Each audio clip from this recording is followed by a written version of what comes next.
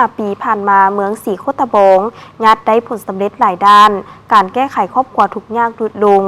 บ้านมีการพัฒนาหลายขึ้นประชาชนบรรดาเผ่าได้มีชีวิตการเป็นอยู่ที่ดีขึ้นกว่าเก่าพื้นฐานโครงล่างได้รับการพัฒนาเป็นก้าววัฒนธรรมและฮิตของประเพณีอันดีงามความสามัคคีป่องดองได้รับการส่งเสริมกองประชุมสรุปการจัดตั้งปฏิบัติเวียกงานก่อสร้างรากฐานการเมืองเวียกงานพัฒนาชนบทแก้ไขความทุกข์ยากและเวียกงานสามสร้างระยะแต่ปี 2021 หา 2025 และทิศทางแผนการฮอดปี 2030 ทั่วเมืองศรีโคตะบงมีขึ้นในวันที่ 22 พฤษภาคม 2026 โดยการเข้าร่วมของสหายนางวิไลวรจันทราตีรองประธานคณะกรรมการปกครองนครหลวงเวียงจันทน์มีทานอินปองทุมมาเลขาคณะพรรคเมืองศรีโคตะบงในกองประชุมสหายอินปองทุมมาได้กล่าวเปิดกองประชุมว่ากองประชุมครั้งนี้เป็นการทบทวนคืนการจัดตั้งปฏิบัติเวียกงานในระยะผ่านมาพร้อมจะได้รับฟังและประกอบคำคิดคำเห็นต่อบทสรุปตีราคาถึงบรรดาหมากผลในระยะผ่านมา 2021 หา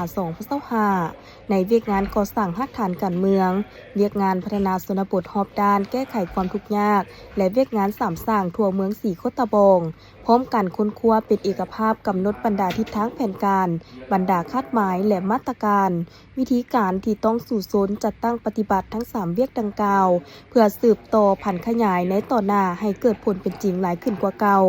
สืบต่อสร้างแผนหันลงก่อสร้างรากฐานการเมืองพัฒนาชนบทแก้ไขความทุกข์ยากและเวียกงานสามสร้างเพื่อเน้นใส่ยกสูงคุณภาพพวกเขาจะสร้างแผนให้พนักงานก่อสร้างรากฐานวิธีการไปเฮ็ดเวียกงานอยู่รากฐานเพื่อเป็นการปรับปรุงเวียกงานรากฐานตะแสงและชุมชนบ้านให้มีความเข้มแข็งหนักแน่นและมีความสงบ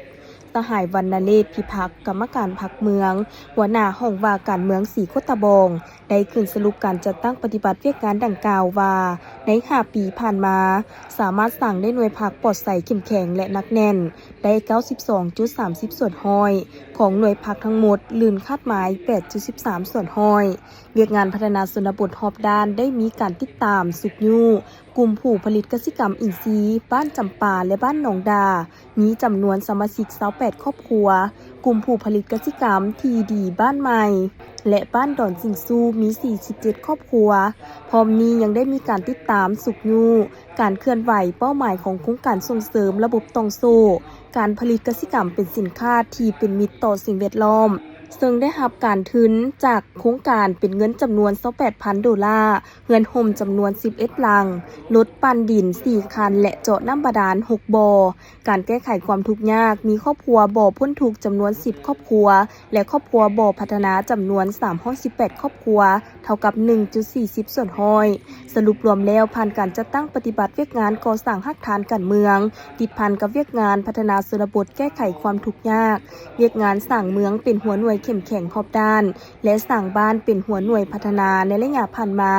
สามารถยัดได้ผลสำเร็จหลายด้านที่เป็นพื้นฐานความทุกข์ยากได้ถูกแก้ไขครอบครัวทุกข์ยากลดลงครอบครัวและบ้านพัฒนาเพิ่มขึ้นประชาชนบรรดาเผ่าได้มีชีวิตการเป็นอยู่ดีขึ้นกว่าเก่าพื้นฐานโครงล่างได้รับการพัฒนาเป็นก้าววัฒนธรรมและฮิตของประเพณีอันดีงามความสามัคคีป่องดองได้รับการส่งเสริมและเสริมขยายอย่างแข็งแรงแสดงออกมีการปลูกสร้างเรือนที่อยู่อาศัยแบบแน่นหนาถาวรและสวยงามประชาชนมีอาชีพที่แน่นอนสามารถเข้าหาแหล่งทุนต่างๆได้ง่ายขึ้นพร้อมนั้นสังคมมีความสงบและมีความเป็นระเบียบเรียบร้อย